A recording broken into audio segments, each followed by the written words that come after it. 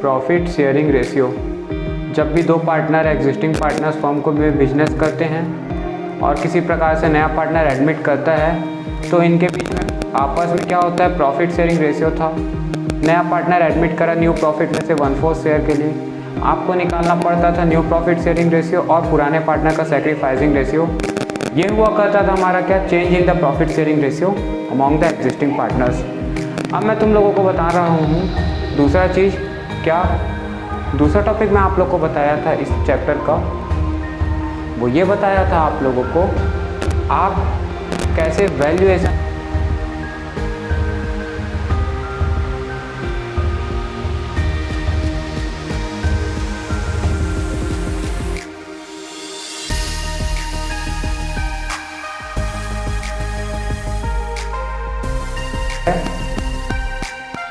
उसके हिसाब से हम अकाउंटिंग करते हैं। हम गुडविल की वैल्यूएशन कर रहे हैं और उनका एडजस्टमेंट कर रहे हैं। मैंने ये आप लोगों को समझाया था कि कैसे गुडविल का वैल्यूएशन होता है और एडजस्टमेंट होता है।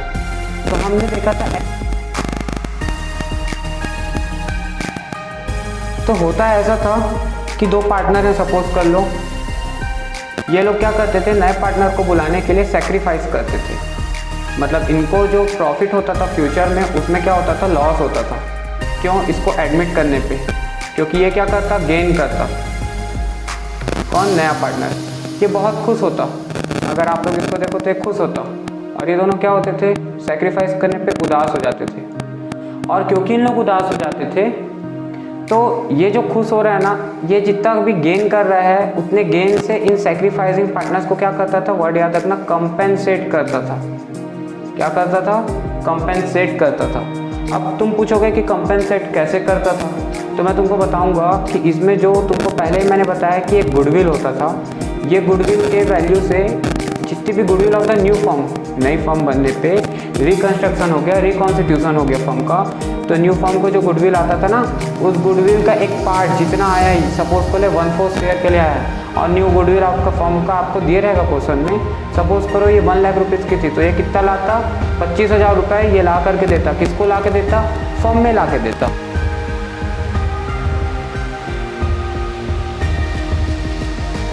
और फिर फर्म क्या करती, वो पैसे को सैक्रिफाइसिंग पार्टनर्स को बांट देती आपस में इनके कैपिटल में फॉर देयर सैक्रिफाइस। तो ये पैसा किस रेशियो में बढ़ जाता, सैक्रिफाइसिंग पार्टनर्स को सैक्रिफाइसिंग रेशियो में।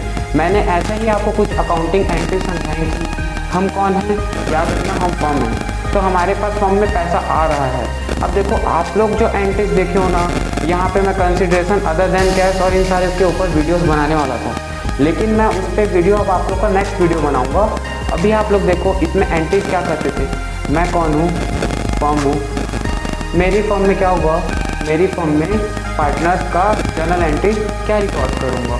तो in the books of ABC firm में मैं जो जर्नल एंट्री रिकॉर्ड करूँगा वो सबसे पहली जर्नल एंट्री मेरी यही होगी कि अगर किसी प्रकार का पुराना गुडविल दिया हुआ है, मतलब बिजनेस तो पहले से चलता था ना, तो पुरानी बैलेंस शीट जो ए एंड बी पार्टनर थे उनका कुछ ना कुछ पहले से एग्जिस्टिंग मार्केट में गुडविल रहा होगा। सपोज करो वो पुराना गुडविल जो था ना वो 50,000 का था, तो वो गुडविल हमारे लिए क्या था। तो देखो आपको मैं एक अलग से वीडियो बना दूंगा जिसमें मॉडर्न अप्रोच सिखा दूंगा आपको अकाउंटिंग की,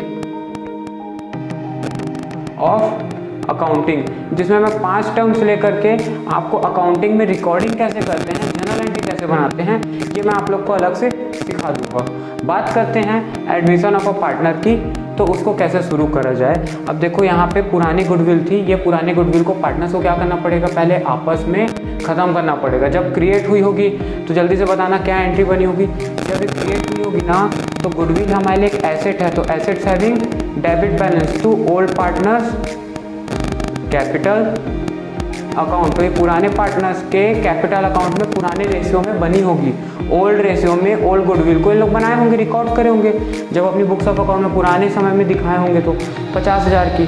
तो अब जब हमको इसको राइट ऑफ करना है तो इसी एंट्री की हम लोग क्या कर देंगे, रेसिप्रोकल एंट्री कर देंगे। और वो क्या हो जाएगी, भाई गुडविल एक एसेट था, उसको मैं कर दूंगा क्या, कम करने के लिए क्रेडिट। डेबिट बैलेंस था, अब उसको कर दूंगा उतने से ही क्या, क्रेडिट। तो टू गुडविल अकाउंट कितने से, 50,000 से।